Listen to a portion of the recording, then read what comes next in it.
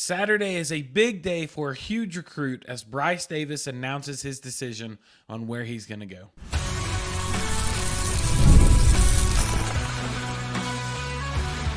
You are Locked On Clemson, your daily podcast on the Clemson Tigers. Part of the Locked On Podcast Network, your team every day. What's up, everybody? Welcome to another episode of the Locked On Clemson podcast. I'm your host, John Bivens. You can find us over on X at @IamJohnBivens. We are a credentialed media member for Clemson with baseball, basketball, football, and we are bringing you all that media insight to a podcast for the fans by a huge fan. So thanks for making Locked On Clemson your first listen every day. We are free and available wherever you get your podcast at and over on YouTube. We are part of the Locked On Podcast Network, where it is your team every day. After you listen to this podcast as your first listen, make sure you go give one of the other 200 Locked On Podcast shows as your second listen, like the Locked On ACC show. They're a great show that daily puts out information all across the ACC. Today is Friday, July 19th. I know we're coming at you a little later. Usually on Fridays we do, but today's going to be a great day. We're going to walk through Bryce Davis as this huge recruit makes his decision tomorrow. Paul Finebaum has some words on Dabo like he always does, and it's as ridiculous as always. And we're also going to talk about how yesterday was apparently contract extension day for Clemson head coaches. We're going to talk about all that and more on today's episode. We are grateful for all of our sponsors that make this show possible. But tomorrow, July 20th, is a massive day when it comes to Clemson football and recruiting, as Bryce Davis is making his decision on where he will attend. Bryce, we've talked about him before, but he's a defensive lineman. He's 6'3", 245 pounds. He's from Greensboro, North Carolina. According to 24/7, he's a 94 composite score, or 96.98. Sorry, with his composite score. 4-star recruit. He's the 59th national player, 8th on the defensive line, and 3rd best in North Carolina. So this is a huge player. This is a top 60 player announcing his decision. He is down to 4 schools. His 4 schools that he's down by is South Carolina, Duke, Georgia, and, of course, Clemson. 24/7 does crystal ball predictions, and they have crystal balled him to go to Clemson. They've been wrong on that, but most of the time that's pretty positive, pretty good news. So we're excited about that, excited to see his decision. With talking about him, we're going to talk about the players that he would join in this 2025 class next year. We've got some great players. On the defensive side alone, we've got 2 defensive linemen with Amari Adams and Isaiah Campbell, both 4-star recruits. We've got an edge player, Ari Watford, 94, a 4-star recruit from Virginia. We've got a cornerback, Grayson Littleton. He's going to be a beast. He's one I'm really excited about coming out of Florida. Tay Harris with a safety, 4-star. Braden Jacobs, offensive tackle, 4-star. Gideon Davidson, a 4-star running back from Lynchburg, Virginia. Easton Ware, a 3-star offensive tackle. Blake Herbert, who we've talked about, as a 3-star quarterback. Carlton Preston, 3-star wide receiver. Logan Brooking, 3-star tight end. Rowan Bryan, a 3-star offensive tackle. Marquise Henderson, a 3-star running back. Overall, great recruits. What are we missing? We're missing a 5-star player. Unfortunately, it looks like that's not going to happen for 2025, but it might. We'll see. As of right now, we are the 16th best class in the nation when it comes to our overall ranking according to 24/7. So that's exciting. But Bryce Davis would be the best one on that list. In my opinion, I think he'd be the highest recruit. I'm sorry.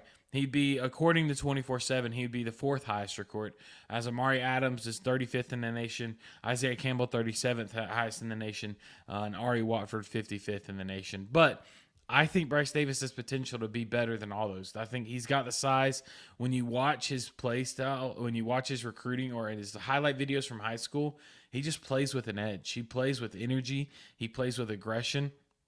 He reminds me a lot of some top wide running backs or of some top defensive linemen that we've had in the past. So I'm excited to see him. I think he could be great. Who's he going to join, though? Is he going to come and make an immediate impact? I don't think so. I think he might have to sit the bench for a little bit trying to learn. He'd obviously get a rotating style, but I don't think if he comes to Clemson, I don't know if he'd make this immediate impact. I mean, he's still at half. TJ Parker ahead of him is only a sophomore unless he gets drafted. Peter Woods, a sophomore. And then on the bench right now sitting for us, we've got Cade Denhoff, who's a junior. Stefan Green, who's a freshman, Trey Williams, he's a senior, but AJ Hoffler is a sophomore. Then there's people behind him: Caden Story, Burley, Heaven Brown, Jaheim Lawson. There's more: Zaire Patterson, Chomp Thompson, Darian Mayo.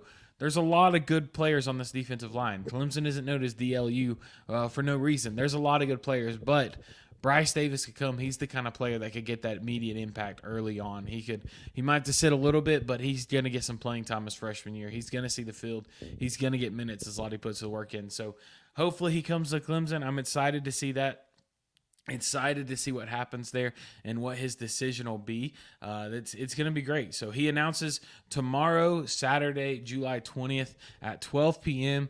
We are going to, when we receive that news, we're going to send it out via our Locked On Insider program. We'll stay tuned till the end of the show to hear more about that. But it's exciting. If you haven't had a chance, make sure you go on, look at some highlight videos from his high school. You'll see what I'm talking about. He goes after the ball. He's got this aggressive style where he's seeking him out. It's almost like the ball is a magnet to him, where on defense, the running back just seems like it's drawn into him. He lays him out. He's got great speed. He's got great strength. He's got a versatility about him. So I think he'd be a great recruit. Hopefully he comes to Clemson. We're excited about that. We're excited to see what happens. He eliminated Alabama, so he is down to South Carolina, Georgia, Duke, and Clemson. We'll see what happens later on. We're going to keep talking about football when we come back. We're going to talk about Paul Finebaum on his recent news, a recent take on Dabo Swinney's conversation. So we'll talk about that and more when we come back after this short break. Passion, drive, and patience. That's the formula for winning championships, and it's also what keeps your ride or die alive. eBay Motors has everything you need to maintain your vehicle and level it up to peak performance. Superchargers, roof racks, exhaust kits, LED headlights, and so much more. Whether you're into speed, power, or style, eBay Motors has you covered. With over 122 million parts for your number one ride or die, you'll always find exactly what you're looking for. And with eBay Guaranteed Fit, your part is guaranteed to fit your ride every time or your money back. Because with eBay Motors, you're burning rubber, not cash. With all the parts you need at the prices you want, it's easy to make your car the MVP and bring home huge wins. Keep your ride or die alive at ebaymotors.com. Eligible items only. Exclusions apply. eBay Guaranteed Fit is available only to U.S. customers. Welcome back to the Locked On Clemson podcast. Hey, thanks so much for joining us. So, Tuesday, Dabo had his annual media day where he invited some media members to ask him questions, that kind of stuff. And they started talking about the 12-team playoff. They started going in and they were having conversations regarding what the playoff format is, what's Dabo's thoughts on it. And honestly, I liked what Dabo had to say. He talked about how it's exciting, how it's changing, but he also talked about some other stuff. So before we dive into Dabo's comments on it, let's make sure you know what the 12-team format is. So what it is each teams, there's going to be 12 teams in this playoffs. The top 5 conference champions automatically make the playoffs. The top 4 conference champions get a first-round bye. So let's say the Big 12 has a terrible, terrible year. And let's say the Conference USA is the top conference. It's not Power 5. So Liberty wins Conference USA. Big 12 is a terrible year, and Arizona wins it. All right. So if that's the case, the SEC champ, Big 10 champ, ACC champ would be 1 through 3.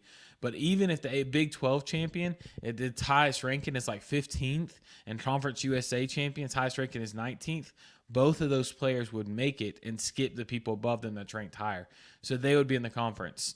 After those first 5 seeds, 6 through 12 are given to the highest ranking teams.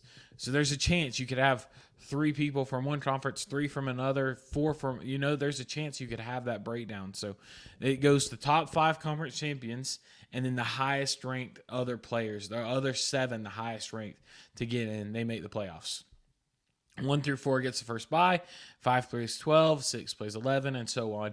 And then the Nets, when they play, then those 1 through 4 are seeded off against those winners, and it keeps going until there's final 2. So that is how the playoffs work. That's the format of them. When it comes down to it, each game is a bowl game. So now we're going to see players or teams have multiple bowl wins in the same season, which we've seen before at playoffs, semifinals, and finals, but now we'll see even more with another round. So that's exciting. What that means, though, is if you are not a conference champion, if you are not one of those 4 conference champions in the top 4 spots, that means you have to win 4 consecutive games against playoff caliber teams in order to win the national championship game. You think about that. Let's say it's Clemson. Let's say Clemson's 11. There's a chance Clemson has to play a Penn State, and then Ohio State, and then a Georgia, and then Alabama to win the national championship. That's a positive, very real reality of what has to happen. There's a very high chance there's not a high chance. It's 100%. If you are not in the top 4 seeds, in order to win the national championship, you have to win 4 straight games against competitive, top-of-the-line class football against the playoff caliber teams. That's tough. That's a challenge. And so people are asking Dabo, they're like, hey, Dabo, what's your thoughts on this? What is your take on the playoff format? What's your view of it? And Dabo talked about it. He said it's interesting, said that there's some good sides of it and it's exciting, but he also said there's some problems that arise that maybe people didn't expect. For instance, he says it creates this culture where it's a very real reality where just like he mentioned the Ravens did in the NFL, just like the Ravens did in the NFL, we already have the bye week secured. We already have the championship secured. We're getting the playoffs. Let's sit Lamar so we can make sure we go ahead and make to the playoffs with a healthy team.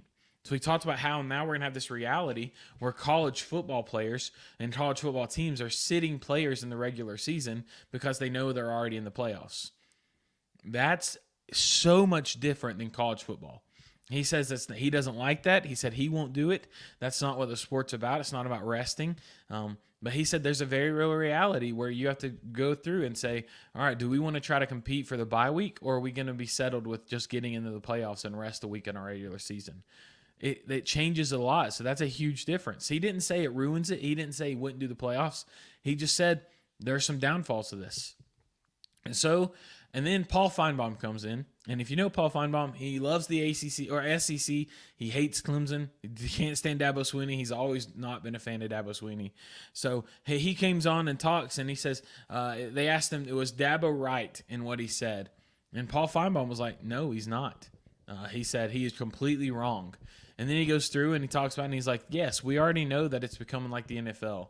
We know that people are going to sit in the regular season to play in the playoffs. So why are you saying that? Everyone already knows that. So he agrees with him. He says, no, you're wrong. But then he says, your point's right. And then he says, you shouldn't be worried about the problems. You should be worried about getting in the playoffs like you haven't been in. So, which, fair. Okay, I'll give him that. But he says, no, you're wrong, and then agrees with the point, and then says, just worry about some other things. So he's so dumb. He doesn't agree. He doesn't have any strong take. His takes are just simply he's a knockoff brand Stephen A. Smith. That's all Paul Finebaum is. That's all he does. And I'm going to say that again. Paul Finebaum is a knockoff Stephen A. Smith because his takes are terrible. All he does is he keeps emotion in the teams. He literally just contradicted himself in 2 sentences saying, no, Dabo's wrong, but here's why I agree with him. What are you doing? What are you doing? So, terrible take. But honestly, when it goes back to Dabo's thoughts, getting back to the meat of it, getting back to the main point, honestly, I think he's correct. Because the college football, if you think about the history of college football, one of the beautiful parts about college football before this year is it is unlike almost any other sport in where the regular season is so important. Look at other sports. Your regular season is important, but you play for that playoffs, right? Regular season's all right, but you don't focus on that. Your focus is on the playoffs. NFL, focus on the playoffs. MLB, more teams make the playoffs than ever, right? NBA, teams are making it with in-season tournaments and postseason tournaments. Like, there's all these different kind of tournaments. College basketball, gosh, March Madness. You get in the tournament, that's where you play. You know what I mean? College baseball, you get the World Series. You get to Omaha, right? That's what it is. College football has always been every single game matters because you got to get one bowl game, right? It doesn't matter what the postseason is. It doesn't matter what the bowl games you're in. What's your goal? Your goal is to get a 7-win season. What's your goal? Your goal is to win a 9-win season. It's before this year, especially before the playoffs, college football was about the regular season because so many people didn't have a postseason. So it was all about how many wins can we get. How many can we have this successful year? Can we get this so many wins? They didn't look at postseason success. They looked if you made a bowl game. So it was all on a regular season. I know that still makes it seem like the goal is postseason. It is, but the games getting there were so important because you could be a 12 seed and make the chance for the national championship. So you had to make sure you had a successful game to get to that point. Every single game was so important. Every level of it was so important. Every game matters. There was no weeks off. It didn't matter who you were playing. If you were playing the bottom of the barrel or you were playing the best team in the nation, you coached your team like they were playing as best and as strong as it is. Every single game mattered. The regular season was as important as anything. No game mattered more than any others, maybe other than a rivalry game, right? That was college football. That was the culture. That was the vibe. That was the history of it. Now fast forward, we're in this playoff time, and it becomes this reality where now your rivalry game might not matter a lot because you know they're going to be playing hard and you don't want your starters getting hurt for the playoffs that you've already secured. So let's just sit the starters for the last week so they can go into the playoffs healthy, have an extra week of preparation and getting healthy. It changes things. It's extremely different. It moves from being a regular season focused to a postseason focused. And I don't know if I like that for the sport.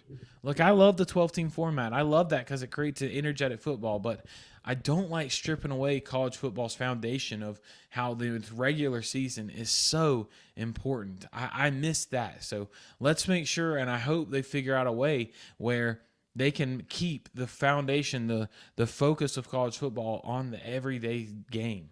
On the every week Saturday game, the random week 4 game that matters just as much as week 1, as much as week 9, right? Let's keep that because that's important. That's a staple to college football. And if we lose that, we lose a huge part of what college football is as a whole. So bottom line, one, I agree with Dabo. I think Dabo's take is fair and is responsible and is very accurate.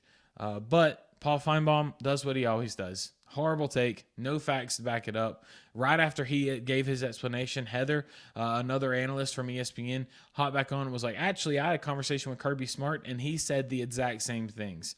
And Mike, the host, was like, I'm so glad we have you, Heather, because you bring the facts. And it's like Paul literally crapped on Dabo, said that he was wrong, but said that he was right. And then Heather came on and was like, actually, Kirby Smart is saying the exact same thing. And then the head coach at Texas is saying very similar things as well. So Paul's saying how wrong they are. Paul's throwing his garbage takes out there. And then it's like it's 3 of the best coaches in college right now all agreeing on the same thing, and Paul's over there throwing a pissy fit. So what's happening, right? Like what's going on? Let's not pay. Why is this guy in the air? He's on the air because, like I said, knock off Stephen A. Smith. He's just out there to cause contradictions, cause controversy. But all that being said, we agree with Dabo. Hopefully the regular season keeps mattering, keeps its importance. We're going to take one more quick break, and after we come back, we're going to talk about yesterday was a big day when it comes to assistant coaches and head coaches at Clemson getting some contract extensions. So we'll talk about that and more in just a second. This episode of Locked On Clemson is brought to you by FanDuel. Guess what, guys? I love sports. I love them so much, I never want them to stop. But as the playoffs wind down, we get fewer games, and the sports aren't sportsing like I want them to. Whew, man, FanDuel has got you covered. FanDuel lets me keep the sports going whenever I want. All I have to do is open the app, dream up some bets anytime I'm in the mood. I'm telling you guys, it's at your leisure. You can be laying on the couch, twinkling your little toes, and you say, you know what? I want to drop a bet in this bad boy right now. And this summer, FanDuel is hooking up all customers with a boost or bonus daily. Yes, every single day. That's right. There's something for everyone, every day, all summer long. So head over to FanDuel.com and start making the most out of your summer. FanDuel is the official sportsbook betting partner of Major League Baseball. Welcome back to the Locked On Clemson podcast. Hey, thanks so much for joining us. Every Friday, we try to have a segment, right? We've talked about this. Most days, we have a segment, a stapled segment of the show. Monday, we have our Momentum Mondays. Tuesday, our throwback or our tracking Tuesdays where we talk about recruits. Wednesday is our Worried Wednesday. Thursday, our Turbulent Thursday. Friday is our Flashback Friday. And this Flashback Friday, going to be a little different. we're going to flash back to the very, very successful year that Clemson had across the board. So many sports were so successful, and that was resulted and given or awarded by Clemson as being a contract day extension yesterday. Yesterday, July 18th, Thursday, so many head coaches were given contract extensions. Brad Brownell, Mike Noonan, Eddie Radwinski, Eric Bakich, and Keely Hester all agreed to new contracts with Clemson University that was approved by the Board of Trustees. Athletic Director Graham Neff said this. It said, some of the keys to our historic broad-based success in recent years is leadership and alignment, and these coaches embody those values. In addition to the countless accolades on the field, each of the leaders build programs built upon integrity and academic excellence. In an evolving environment, stability is critical and provides Clemson the opportunity to compete nationally. Clemson is having some great success all across the board. In 2022-2023, Clemson had 4 ACC champions. 4 of them. That's the most they've had since the 80s. Huge, right? In 23-24, they advanced to 4 different Elite Eights in the same year for the first time since 79 and 80. Clemson they've seen record fundraising. They've launched 2 new women's sports with lacrosse and gymnastics. They've done so much stuff, and they've had so much huge success recently. And so because of that, they're rewarding these coaches. And so we're going to go through quickly and just talk about each of these coaches that received it. Before we do, so these head coaches got it, but also some assistant coaches got contract rewards. Nick Schimble and Jimmy Bellinger, who are baseball assistant coaches. Basketball assistant coaches Dick Bender, Sean Ditson, and Billy Donnellan also received new contract extensions. So first is Eric Bakich. Eric is entering his 3rd season as head coach here at Clemson. He has so far led them to 88 wins, the 11th most in the nation over the last 2 years. His program has hosted an NCAA regional in both 23 and 24, one of only 5 in the nation that can claim that. And he led Tigers to their first regional championships in 2020 or in 2024 since like 2010. So he's playing great. He's led their team great this year. He has a 68.2% winning percentage against ACC since 2023, and that's the best in the conference. So he's led the baseball team to success after success after success. Brad Brownell, he is our basketball coach. He's entering his 15th season with Clemson Tigers. He has led them to the Elite Eight. He's led them to a 2021 tournament, Sweet 16 in 2018, and the 2011 NCAA tournament. He is the number 1 coach in terms of winning percentage. He's the number 1 coach in terms of regular season wins over the ACC teams. And he's also has reached the Elite Eight for just the 2nd time in program history, first time in 44 years. And he's also the first coach that led Clemson to win at Chapel Hill, and he's done that twice. So Brad Brownell received an extension. He's now here through 2029. He is someone that a couple years ago, even earlier on this year, people were calling for him to be fired. Like his players, it was to the point where P.J. Hall, Joe Girard were like, hey, y'all need to quit this because he's a great coach and Clemson's lucky to have him. So I'll be honest, at times I was even like, but he's extended now. Hopefully contends this. We've talked about it. His big question mark is, can he be consistent? There's so many gaps. He made tournament in 2011 and then 2018 and then 2024. So there's big gaps, so we need to make sure that he can be consistent with it. Keely Hester is entering her 9th season in leading the women's golf team. They've reached match play of the national tournament and finished 5th in the nation, runner-up in ACC after winning their first ACC last year.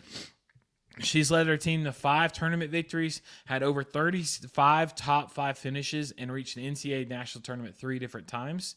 So she's had success overall in sports. So she got a Tiger contract extension. Mike Noonan is the head coach of our men's soccer team. He has two national champions in the past 2 years. He's had 2 of them.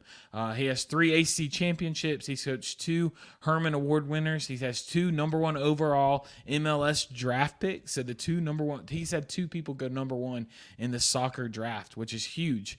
He is one of 3 Clemson coaches with multiple national champions, including Dabo Sweeney and Dr. I.M. Ibram in the 80s. So he's huge, very national, and he'll go down as one of the best coaches all time at Clemson. And he could easily get another one, so that would be great. And the last one is our Eddie Radwinski. He is the women's soccer coach, leading that for 14th season. This will be his 14th season. He's took them to the NCAA tournament in every year of the past 10 years. 10 straight years making it to the tournament. Finished the season ranked third in the nation with 18-4-4 record. 4 Tigers were drafted in the Women's Soccer League. And then Radinsky has 143 overall wins, 61 ACC wins, and that's the most in Clemson history. So all that shows why he is so good. Like, all those coaches deserve it. Clemson has had so much success over the past recent years, and all these coaches deserve their contract extension. So we're excited about that. Brad Burnell's the only one I don't know if I'd extended. I would have gave him one more year. We'll probably talk about that later on in this episode, strictly focused to that.